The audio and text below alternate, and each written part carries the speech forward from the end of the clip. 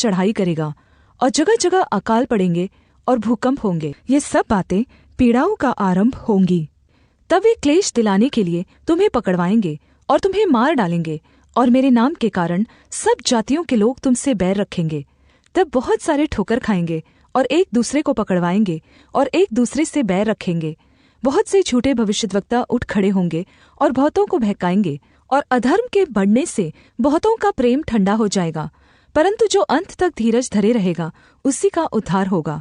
और राज्य का यह सुसमाचार सारे जगत में प्रचार किया जाएगा कि सब जातियों पर गवाही हो, तब अंत आ जाएगा।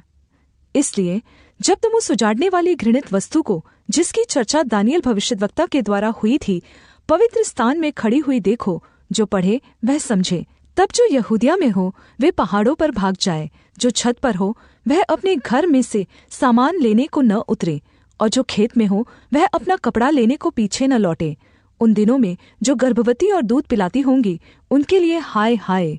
और प्रार्थना करो कि तुम्हें जाड़े में या सबत के दिन भागना न पड़े, क्योंकि उस समय ऐसा भारी क्लेश होगा जैसा जगत के आरंभ से न अब तक हुआ और न कभी होगा। और यदि वे दिन घटाए न जाते तो कोई प्राणी न बचता, परंतु चुने हुओं के कारण वे दिन घटाए जाएंगे।